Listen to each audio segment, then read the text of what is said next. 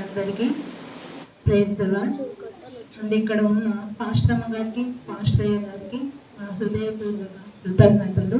మొదటగా నాకు ఈ అవకాశం ఇచ్చినందుకు, అలాగే మరి నేను యోగ్యురాల్ని కానప్పటికీ తండ్రి నన్ను యోగ్యురాలుగా ఎంచి నాకు ఈ అవకాశం ఇచ్చినందుకు, ఆయన మహాకృపను బట్టి నాకు ఈ అవకాశం ఇచ్చినందుకు తండ్రికి కృతజ్ఞతాస్తుతులు చెల్లించుకుంటున్నాను.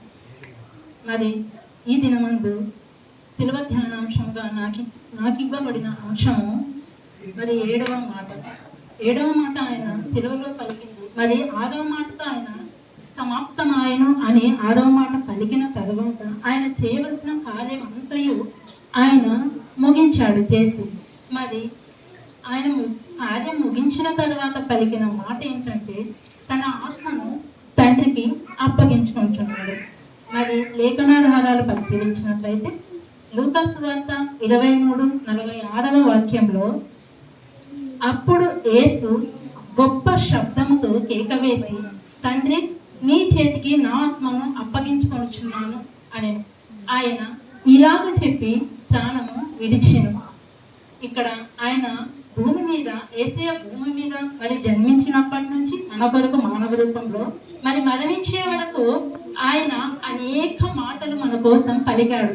అనేక కార్యంలో ఆయన చేస్తున్నాడు. ఆయన పలికిన ప్రతి మాట నుంచి, చేసిన ప్రతి కార్యం నుండి మనము అనేక విషయాలు ఆయన మనకు నేర్పాడు.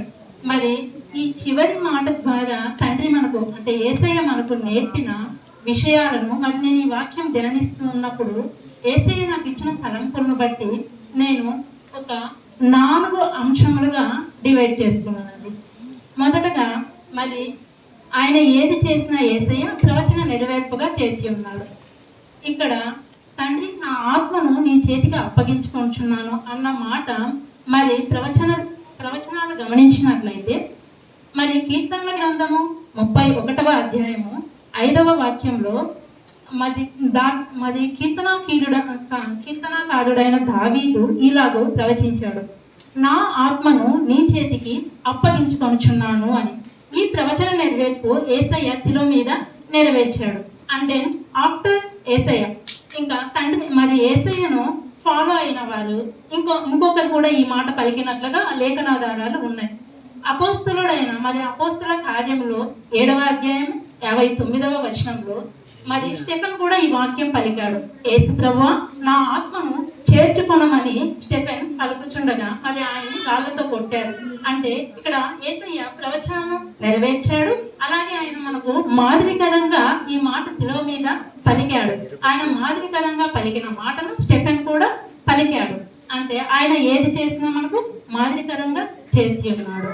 సో ఇక్కడ తండ్రి మరి యేసయ్య ఈ భూలోకాన్ని వదిలి వెళ్ళేటప్పుడు ఆయన పలికిన చివరి మాట, చేసిన చివరి కార్యము తన ఆత్మను తండ్రి అయిన దేవునికి అప్పగించుకునట.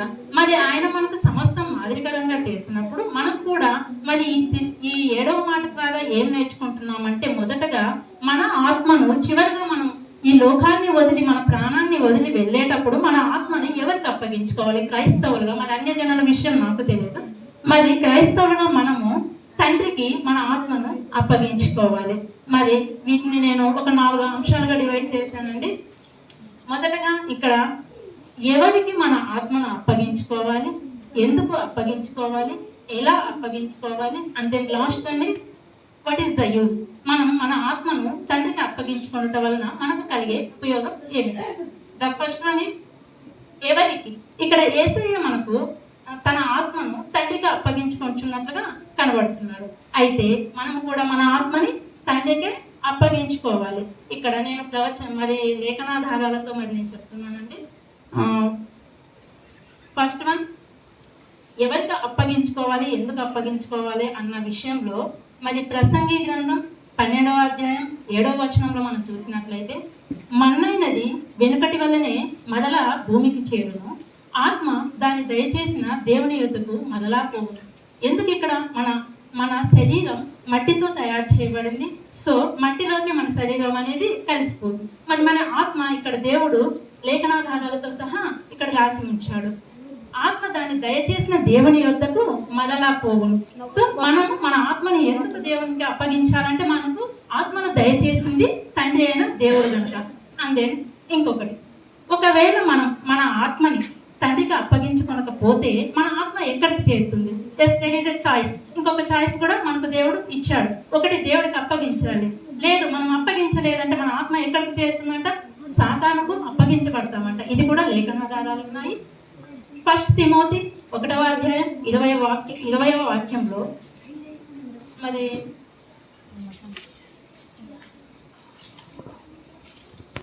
దేవునికి మనల్ని మనం అప్పగించుకోకపోతే సాతానుకు అప్పగించబడతాము అన్న వాక్యము 1 తిమోతి 1:20లో ఇద్దరిని మనకు పరిశుద్ధాత్మ దేవుడు మరి ముందు ఉంచుతున్నాడు మన ముందు. ఇక్కడ హుమనయును అలెగ్జాంద్రును అను ఇద్దరు యవ్వనస్తులు ఉన్నారండి. వీళ్ళంట సాతానుకు అప్పగింపబడ్డారంట. ఎందుచేత వాళ్ళు సాతానికి అప్పగింపబడ్డారు? తండ్రికి ఎందుకు అప్పగింపబడలేదు వారి ఆత్మలో అంటే, విశ్వాస విషయమై ఓడ బద్దలైపోయిన వారి వలె చెడి ఉన్నారంట.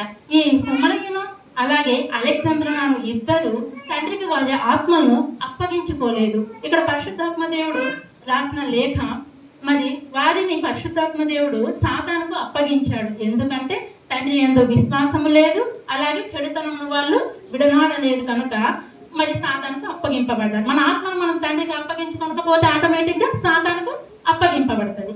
అంటే ఎలా? ఎస్, ఓకే, మనకు తెలిసి ఇప్పుడు ఓకే, మన ఆత్మను తండ్రికి అప్పగించాలి. ఇన్ కేసు అప్పగించుకోలేకపోతే మన ఆత్మను సాతానుకు దేవుడు అప్పగిస్తాడు. సో మనం ఇప్పుడు ఏం చేయాలి? తండ్రికి అప్పగించుకోవాలి. అప్పగించుకోవాలంటే ఎలా అప్పగించుకోవాలి? మనకు మాదిరిగా